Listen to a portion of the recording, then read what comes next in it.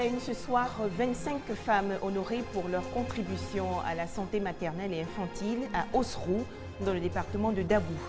Des réformes à l'université Nangui à Brogua. Le système licence, master, doctorat sera renforcé pour le rendre compétitif au niveau international. Enfin, en Guinée-Conakry, le président Alpha Condé s'attelle à faire la lumière sur les récentes violences dans la capitale. 19h30, bonsoir et bienvenue dans votre journal. Je vous le disais dans les titres, 25 femmes de la sous-préfecture de Osrou, dans le département de Dabou, ont été célébrées en fin de semaine dernière. Un hommage parce que ces mères obéissent scrupuleusement aux exigences de la santé maternelle et infantile. C'est une initiative de l'Association des femmes fonctionnaires de l'OPU pour amener les femmes à contribuer à la bonne santé des populations. On fait le point avec Thomas Guessambi.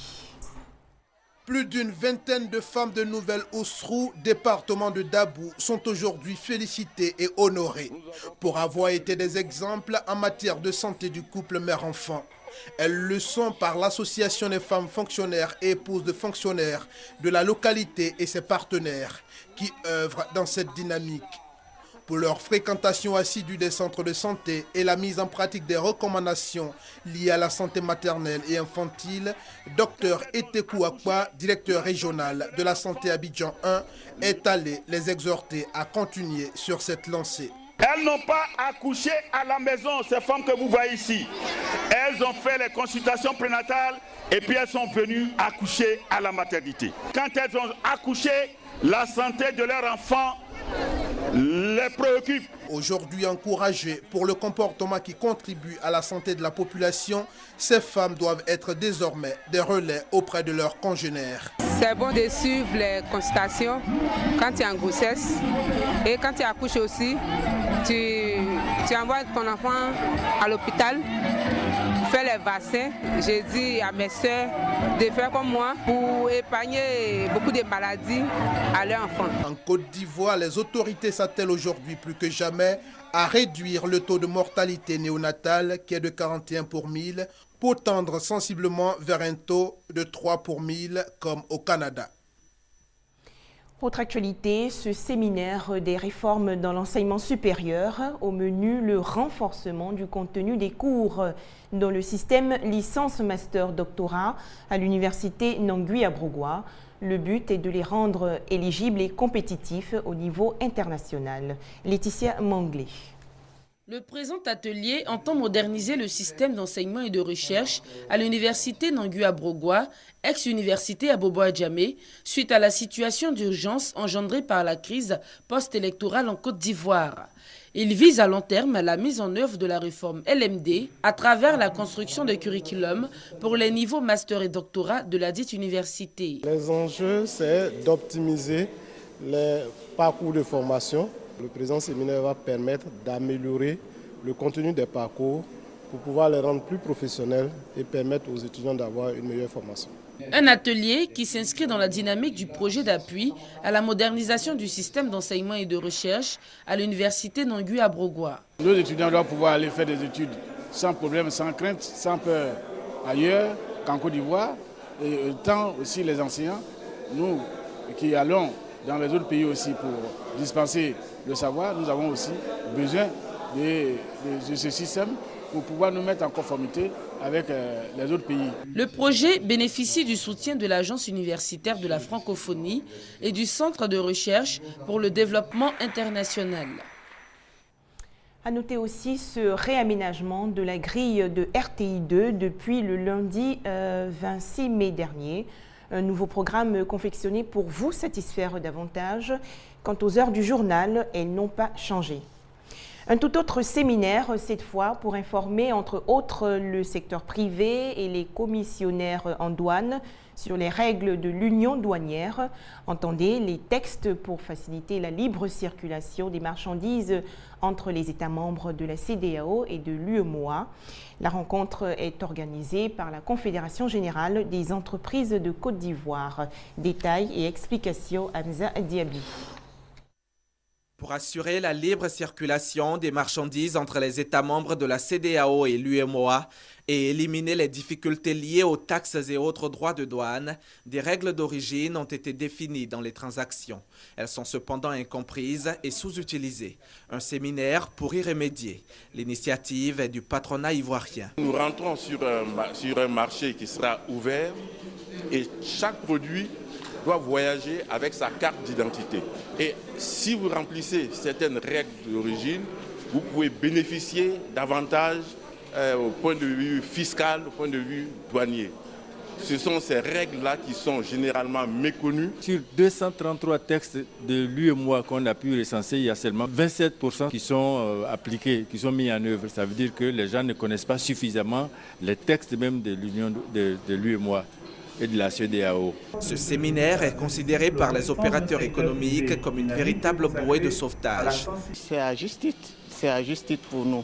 Surtout que ce séminaire nous fera connaître mieux les règles d'origine, mais également fera connaître mieux les règles d'origine à nos partenaires, notamment la douane et le ministère du Commerce et autres. Constitution du dossier de reconnaissance de l'origine des produits de la CEDEAO et de l'UEMOA, avancée des négociations de l'accord de partenariat économique sur les règles d'origine, ce sont entre autres les sujets abordés au cours de ce séminaire. On poursuit avec la rencontre mensuelle des directeurs des systèmes d'information des entreprises de Côte d'Ivoire. Au menu, des réflexions autour du thème « Les nouvelles tendances des data centers, les sites de conservation des données informatiques ». Explication Laetitia Manglé. Le petit déjeuner débat mensuel à des DSI, entendés directeurs des systèmes d'information, a tenu ses promesses ce mois de mai. En toile de fond, la présentation des nouvelles tendances des data centers ou centres de traitement de données, c'est lieu par excellence au sein de l'entreprise où tous les équipements informatiques centraux sont installés. L'intérêt d'une entreprise d'avoir un data center, c'est qu'elle crée un environnement propice pour installer ses serveurs, pour mieux gérer l'économie, pour mieux gérer l'environnement de ses serveurs centraux par exemple. Si tous les data centers de nos pays se normalisent et utilisent les solutions innovantes que nous développons, on peut imaginer faire 30 à 40% d'économie, donc réduire la pression que nous avons sur la consommation énergétique actuelle.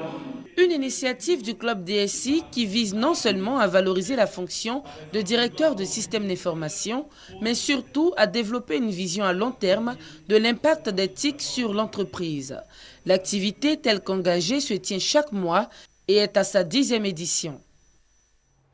Une cérémonie pour rendre hommage à l'écrivaine ivoirienne Regina Yaou.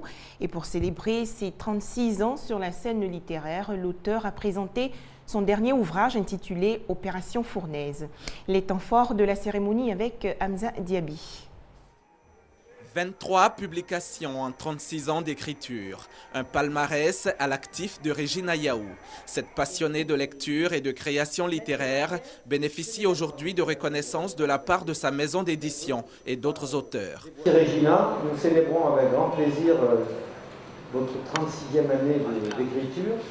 Nous espérons qu'elles se prolongeront des années et des années. En tout cas, vous savez vous renouveler. Alors on va chercher quel genre littéraire il vous reste à traiter. Très peu, hein, mais restez déjà au roman, vous y excellez pour le bien de vos lecteurs. Regina Yaou fait partie des personnes que j'ai eu à découvrir et des personnes qui ont été vraiment une grande satisfaction de ma vie d'éditeur. Une cérémonie d'hommage qui procure du bonheur à cette mordue de livres. De toute ma vie d'écrivain, du moins en Côte d'Ivoire, c'est vraiment la première fois qu'on me fait un tel hommage et c'est d'autant plus touchant que ce n'est pas un officiel, par exemple le gouvernement ou quelque chose comme ça, mais un éditeur. Je veux bénir Dieu qui a permis que pendant toutes ces années, je reste au-devant de la scène qu'on m'avait projetée. L'auteur voit plusieurs de ses romans cités dans bon nombre d'articles universitaires et de thèses, tandis que plusieurs autres sont en voie d'être adaptés à l'écran. Opération Fournaise est un roman et c'est la toute dernière cuvée de Regina Yaou.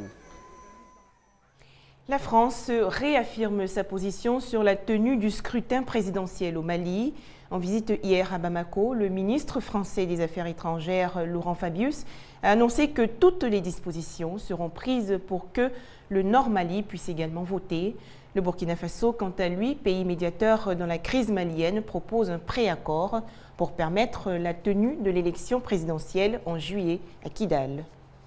Au pas de charge. En l'espace de quelques heures, Laurent Fabius, le chef de la diplomatie française, a rencontré son homologue malien, le Premier ministre Django Sissoko, et bien entendu le président Dioncounda Traoré. À 2 mois du scrutin, il se dit confiant. Je repars avec vraiment un jugement positif sur ce qui est fait ici. Je pense qu'on est sur les bons rails, que ce soit sur la perspective électorale, sur ce qui concerne la sécurité et sur le développement. Optimiste Laurent Fabius, et pourtant de nombreux inconnus planent toujours sur les conditions du vote à Kidal. La ville du Nord est toujours sous contrôle des rebelles Touaregs du MNLA, mais pour le président malien, pas de doute, le scrutin aura bien lieu sur tout le territoire.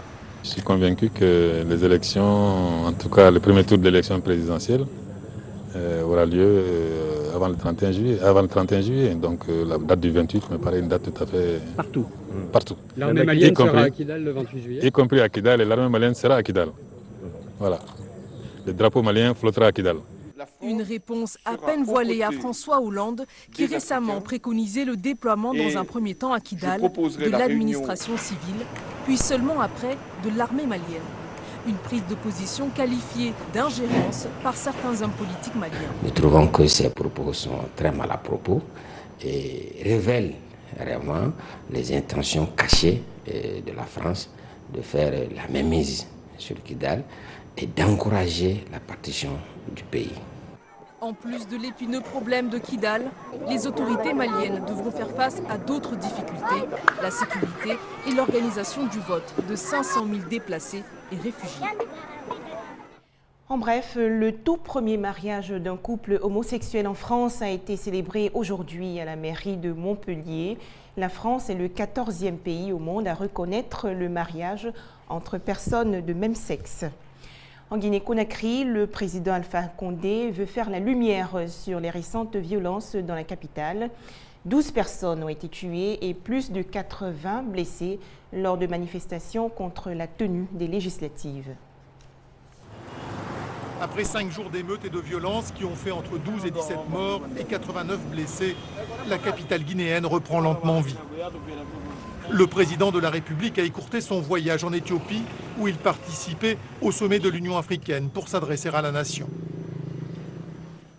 J'ai demandé au ministre de la Justice de prendre immédiatement les dispositions nécessaires à la mise en place d'un pôle de juges exclusivement chargé de faire la lumière sur les récents événements et de rendre justice à toutes les victimes.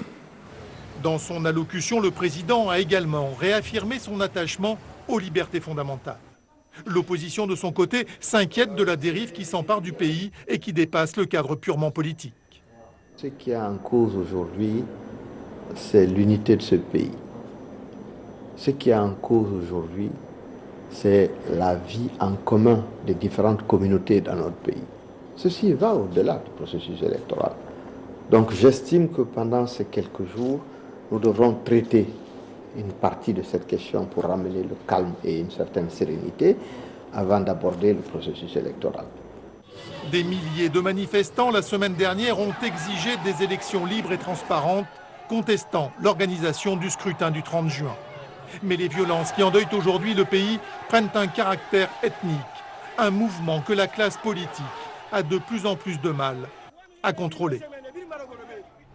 En Libye, c'est la démission du président de l'Assemblée nationale. Selon Mohamed Al-Megarieff, c'est une décision pour se conformer à la loi sur l'exclusion politique des anciens collaborateurs du régime Kadhafi. En Libye, le président de l'Assemblée nationale démissionne. Mohamed Megarieff se met ainsi en conformité avec la nouvelle loi qui bannit de la vie politique ceux ayant eu des responsabilités sous le régime de Kadhafi. Mohamed Megarieff avait pourtant rapidement créé un mouvement d'opposition. Il avait dû s'exiler une trentaine d'années. Plusieurs députés dénoncent cette loi adoptée sous la menace de miliciens armés acquis à certains élus. Elle prive par ailleurs la Libye de personnalités compétentes utiles à la reconstruction du pays. Explosion hier dans la banlieue américaine de Baltimore. Un train qui transportait des produits chimiques a percuté un camion. Aucun bilan n'a été communiqué dans l'immédiat par les autorités. Immense spectaculaire dans la banlieue de Baltimore aux États-Unis. Pour une raison encore inconnue, un train transportant des matières chimiques a percuté un camion poubelle mardi, provoquant une gigantesque explosion ressentie à des kilomètres. 12 des 45 wagons ont déraillé. Le conducteur du camion a été grièvement blessé. Les autorités qui ont demandé aux habitants de la zone d'évacuer ont affirmé que la combustion des produits chimiques n'était pas toxique. Et voilà, c'est la fin de ce journal. Merci aux téléspectateurs qui nous suivent sur